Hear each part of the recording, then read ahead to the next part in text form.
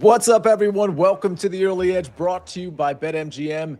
Make it legendary. My name is Nejad, and we've got a great show for you today. I see you in the chat, Justin Bowman, Big Cheesy, Farzad, Rick Funcannon, Brad Morris. Thanks for being in here. Larry Hartstein in here as well. He hit his pick yesterday.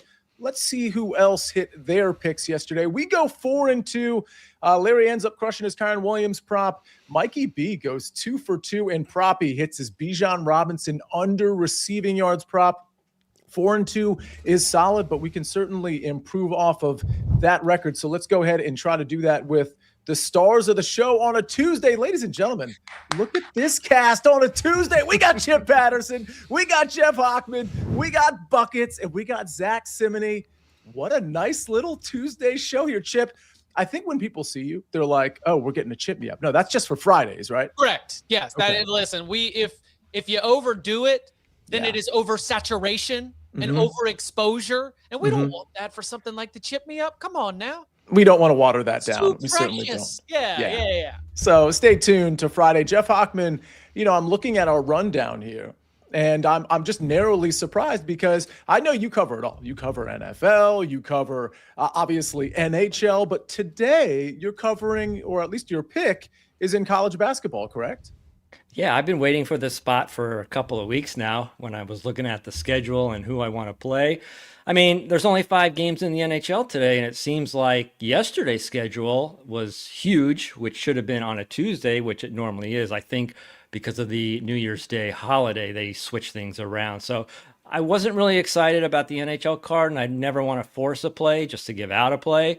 But I do think I found a winner in college basketball, which we'll get to later on.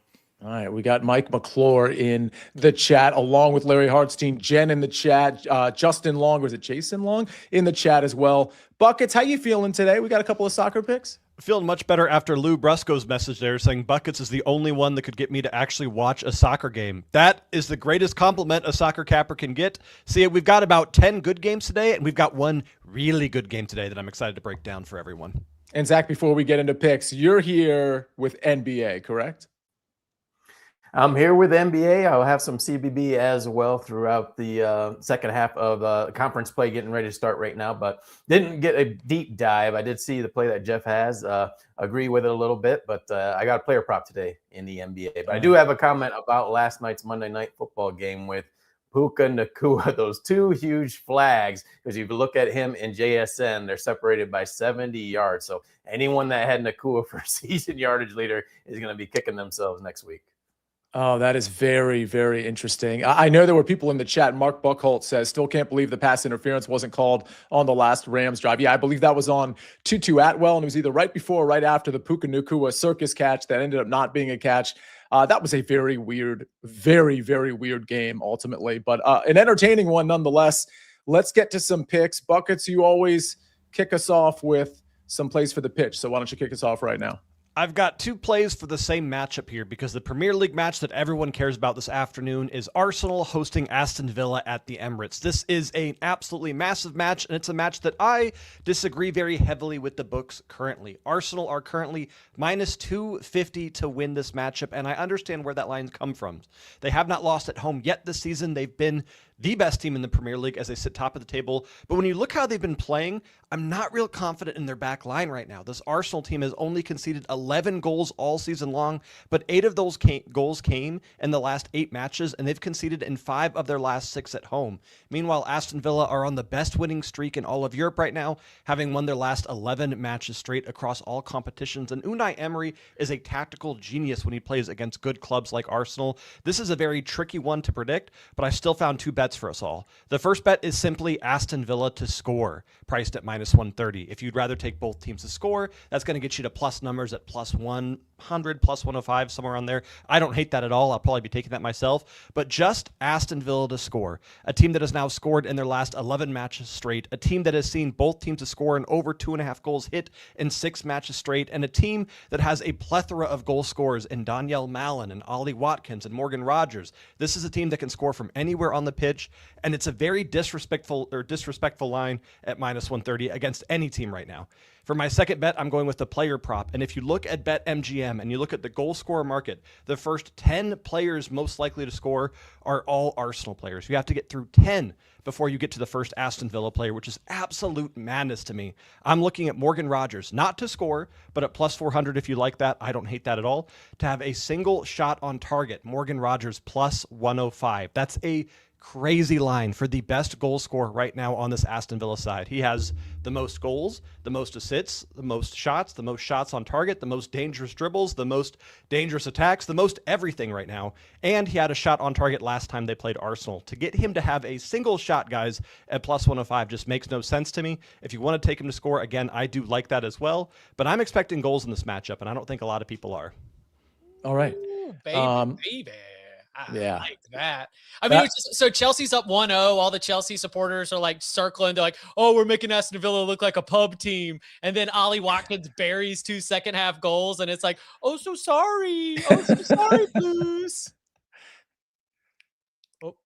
Right now this season, Chip, Aston Villa has more points from a losing position than anyone else in the league right now. They have been down 6 times this season and won those games. They've gotten 18 points from a losing position.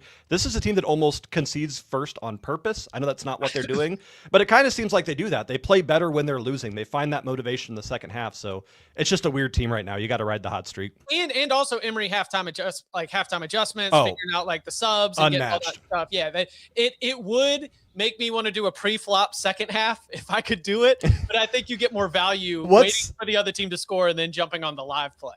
What's the Indiana or IU bet you always do where it's like fourth quarter? Yeah. If you take, I'm sure you can take Aston Villa second half spread, and that might be something you want to look at if you're following that same trend. Buckets, do we like Everton Forest, both teams to score minus 105? We do. My warning is that this is a weird midweek fixture, and none of the Premier League teams really got a lot of rest. So generally speaking, we do see a lot of unders in games like these. But Forest is one of those teams that when they play at home, you always want to back them, but not. I don't know. I long story short, yes, but barely. Don't take the over. If this ended 1-1, I wouldn't be shocked. Before we get to your pick, Jeff Hochman, Chip, I do want to ask you something because I really wanted to come with a pick in this Louisiana Tech game versus Coastal Carolina. And I was leaning towards Louisiana Tech. We have a SportsLine pick on Louisiana Tech, but it's on the 9.5 spread, which is why it's not on the show because it's 10 or 10.5 in a lot of places currently. Do you have an opinion on that game in terms of, the spread or a team total or just how motivated these teams are going to come out? Obviously, there's issues on both sides with opt-outs and transfer portal. Did you see Sonny Cumbie get tasered? Okay. All right. So the sponsor of this bowl game is like a military intelligence, like one of those like companies that does a lot of things for the Department of Defense or Department of War. And you don't know exactly what it is, but one of the bowl game events was the opportunity to be tasered. Wow. Okay. Louisiana Tech head coach Sonny Cumbie stood up in front of his team and was tasered. Do you know what Coastal Carolina's head coach did? He was fired. Okay. So what are you going to do? Are you going to coach the team? Are you going to back the team with a head coach who's willing to get tasered to show how tough he is? Or are you going to back the team who's in the middle of a coaching transition, who has a skeleton staff and player? You're right. Player opt-outs on both sides, 100%. But from the vibes department, are you going to touch the Chanticleers? No. So yeah, Louisiana Tech first half, as I see Jay Long on the screen right now. Louisiana Tech minus 9.5 at the old number before it crossed over to 10. Like I would always be taking the coach who gets tasered over the fired. Okay, first of all, I can't believe that's a thing. There you go. I actually can't believe that actually happened. I thought you were just making a joke that I didn't get, but clearly that's not a fact in dispute here. I am not a kidder. Yeah. I'm a serious person. Go ahead, Puckets. Sia, as the host of this show, would you get tasered? Oh, no. Even going to. Wow. To motivate your team around you, you want to get tased for us? No, I can use. I have words I can use. I don't need to get tasered. But I respect the move. I mean, I if that's going to motivate his players, Chip. As far as the X's and O's, I mean, Louisiana Tech should be able to run all over this team. They somewhat of a running quarterback here. They got a stable of running backs. I mean, I feel like the first half spread is actually not where I'd go with it. I'd like the game spread because I feel like the running game over over 2 halves is going to be the difference here. Your thoughts? Yeah, I mean, I just asking Coastal Carolina to go to Shreveport with like a roster that is already thinking about where they're playing next year. There's just my number one thought is you would not touch Coastal Carolina in any sense. Jeff, any thoughts in this one? Did you look at it? No, I complete pass for me. I didn't see an edge there. Yeah, and Zach, you're going to Shreveport from Ruston, you're probably going to have the crowd advantage for whatever that's going to be worth there. Like everything is pointing Louisiana Tech, but then you're also asking the 4th best team in Conference USA to cover a double-digit spread. Like, do you I certainly lean sitting there holding that 10.5 ticket, being like, oh, you got to go for it. You don't want to have to be in that position. So yeah, I certainly lean that way. I couldn't get Coastal Carolina's first half against JMU out of my mind. I know they ended up getting blown out in that game, but they were really competitive for 2 quarters. And that was somewhat recent. They let go of the rope at the end of the season, though. So they started really bad. Remember, they were down to their 4th string quarterback, and then they had a little run in the middle of the year, and then they let go of the rope those last couple of weeks where that's why they made a coaching change, right? Yeah. So I'm not going to overreact to their little death rattle in October and early November, because that is not at all going to be the quality that I'm expecting here in December. All right, let's get to Lydia in here. It says, hi, buddy. Is LAPD, oh, okay. Not fun, I'm told. Yeah, getting tasered is not going to be fun. I'll tell you what, Jeff, we're going to put your pick on hold for a second. Zach, Will Benson is the most likely to agree to get tasered. That is 100%. Okay, yeah. In the CBS Sports SportsLine universe, let's rank. Let's put in the comments and in the YouTube comments and in the chat like your top 3 at SportsLine or CBS Sports. I think Will Brinson buckets would be one of them for sure. Proppy? No. Okay. I don't think Proppy would volunteer for that. Well, let's let that simmer and let's think. Go ahead, buckets. I'm good. Let me try this one again. 1, 2, 3. I'm good friends with a couple police.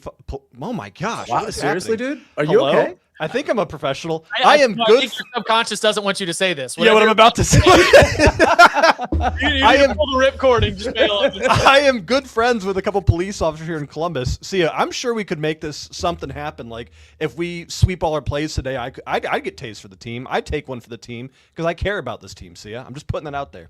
All right, if we sweep today, Buckets will volunteer to get tasered, of course, on video so we can all see it. Hopefully some sort of live situation, like a live stream. I could even like try to give out a play like during when it happens, can you still talk or are you like not while it's happening, but you should be able to talk soon after. Okay, cool. Yeah, we'll figure something out. If we sweep today out, we'll get the logistics out after the fact. Oh, good. Nice little word there, logistics. All right, Zach, hit us with an NBA bet if you would. All right, let's go with a player prop. Tobias Harris over 13.5 points for the Detroit Pistons. The Detroit Pistons are coming off consecutive losses for just the second time this year. We know they're the top team in the Eastern Conference, have just 8 losses overall. And in their Sunday loss against the LA Clippers, they scored just 99 points. That's their fewest points they've scored since late October in the regular season. So you certainly expect a bounce back spot from a lot of players from the Detroit Pistons. You look at Tobias Harris. He played just 22 minutes in that loss, his second fewest minutes in the month of December. And the angle that I really attacked here is Harris scored 6 points in the game Sunday against the LA Clippers. Prior 4 instances this year where he scored single digits. He's bounced back in a big way. He scored 13, 16, 18, and 20 points. You know they have stayed in LA with their off day yesterday, facing the Lakers tonight. I think it's a favorable matchup for Harris. I'll go over 13 points for Tobias.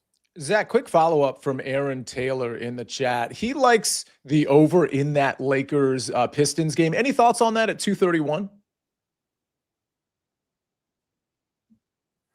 I don't mind it. I watched the Lakers last game against the Sacramento Kings, and they were up huge in the third quarter. So LeBron James, he had a very efficient game. I think he was 10 of 12 from the floor. That's what you love to see because he had been struggling a little bit. Luka Doncic went off as well. So I don't mind it.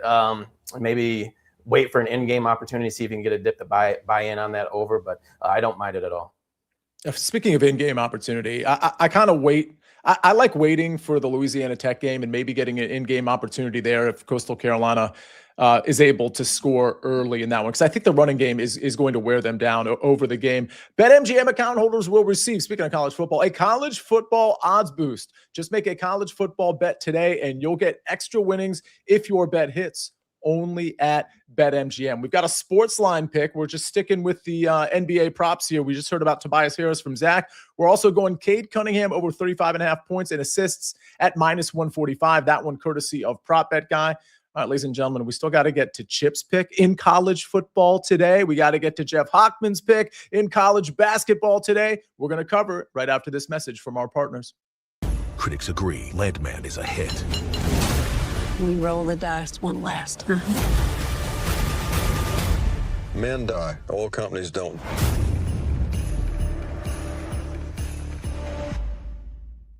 We're back on the Early Edge, brought to you by BetMGM. Is it true that it's LeBron's birthday today? If so, do props get inflated because of birthday narratives? Probably. LeBron B-Day today. Take his assist over. Oh, that's an interesting look.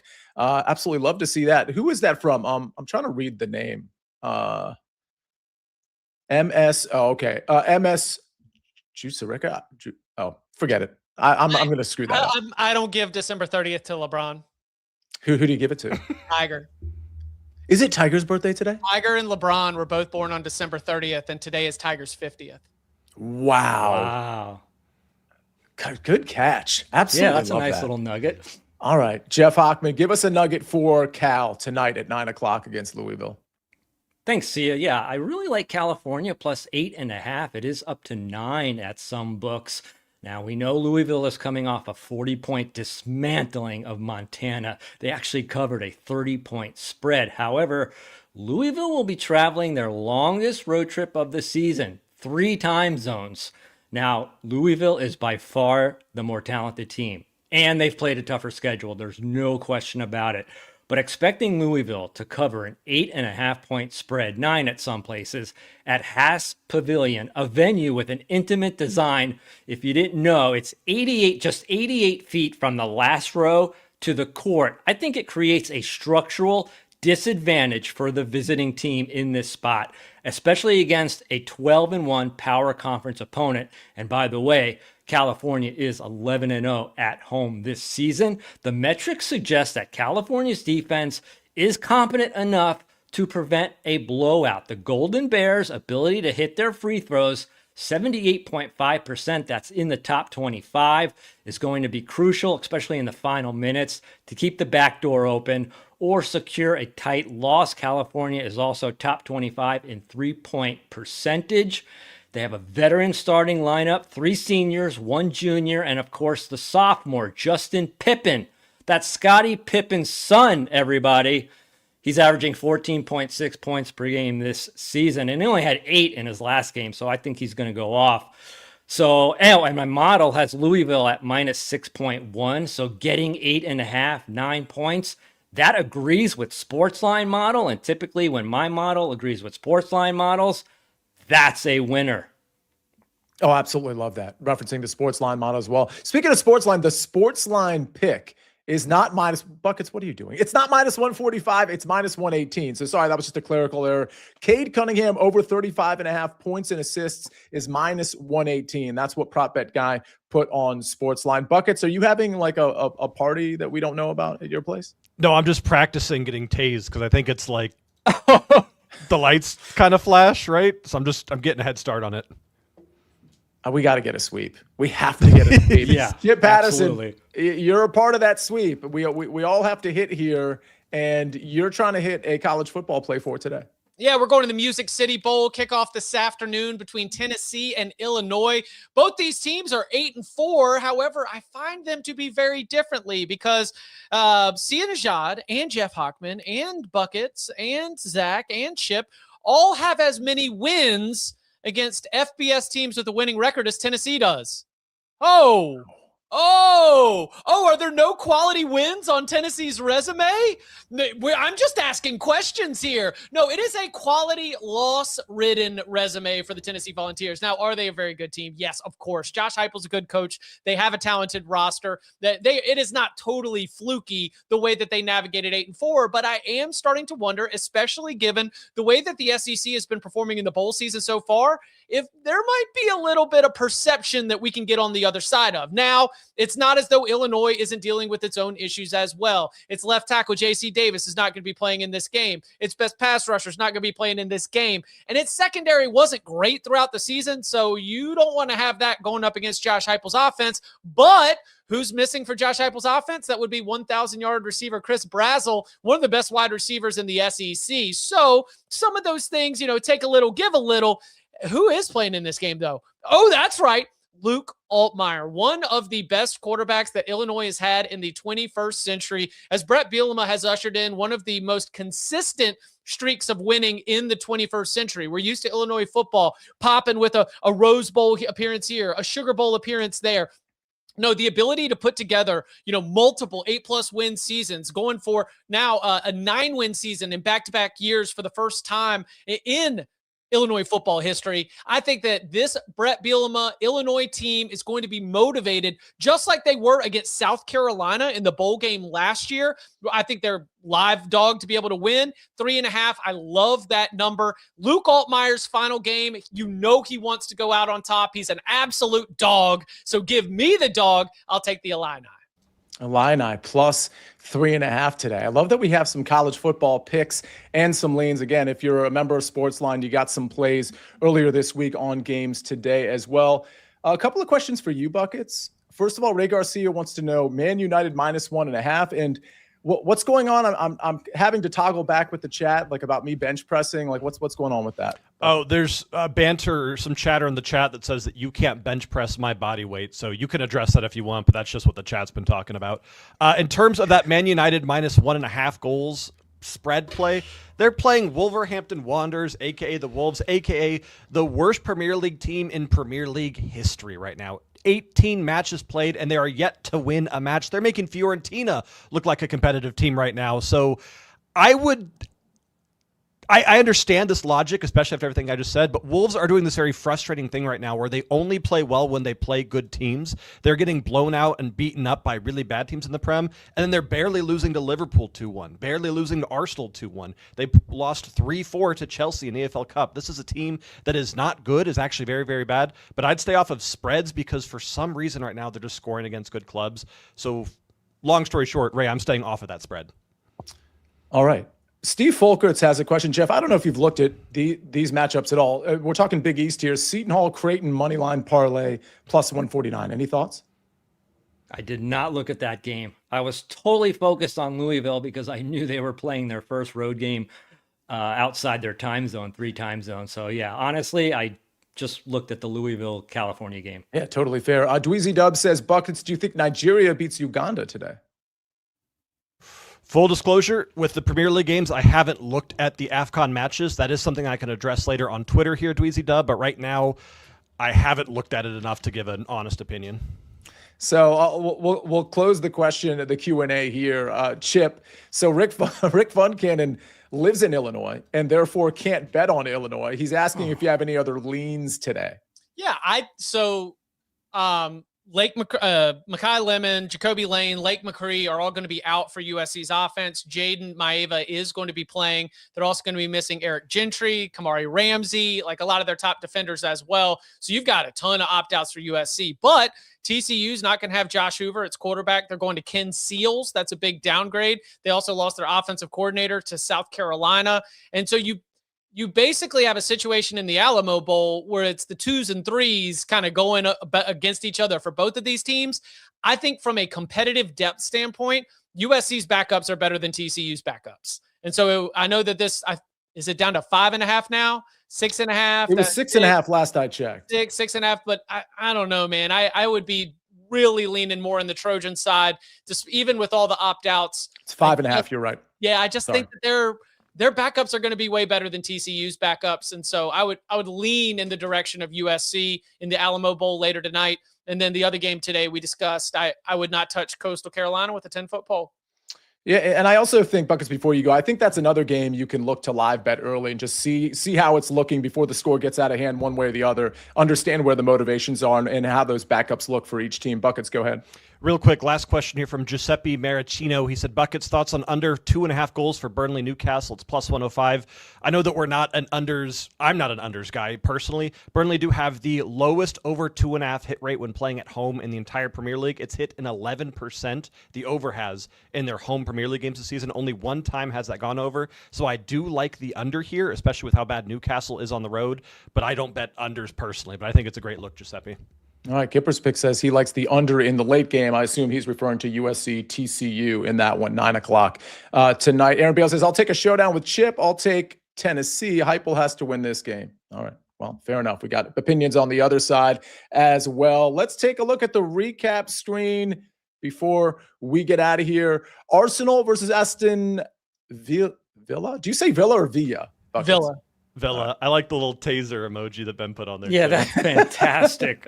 We got to get the sweep. Buckets is going to get one of these wrongs just so he doesn't have to get tased. Arsenal versus Aston Villa. Aston Villa to score minus 130. And Arsenal versus Aston Villa. Morgan Rogers, 1+ shot on goal at plus 105. Tobias Harris, this one from Zack Cimini. Tobias Harris over 13.5 points at even money. And in college basketball, we're going to California plus 8.5 minus 105. That college basketball bet, of course, is from Jeff Hochman.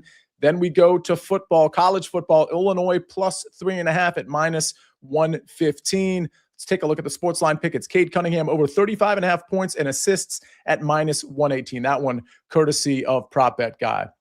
Richard Pierre says it all. Weekday Wagers says it all. Good show, boys. Good luck all. Really appreciate everybody being in here with all the chatter and, of course, all the smashing of the like buttons and things of that nature. Buckets, as people were asking, they were saying, hey, I don't know if we agree with Buckets getting tased. He might get injured.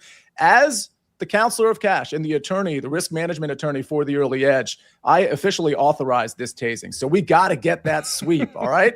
We got to get the sweep. Chip Patterson, thank you. Jeff Hochman, thank you. Zack and Buckets, thank you. And, of course, Ben on the 1s and 2s and 3s and 4s. Appreciate you every single day. Ladies and gentlemen, we'll see you tomorrow at 10 o'clock. We rest our case.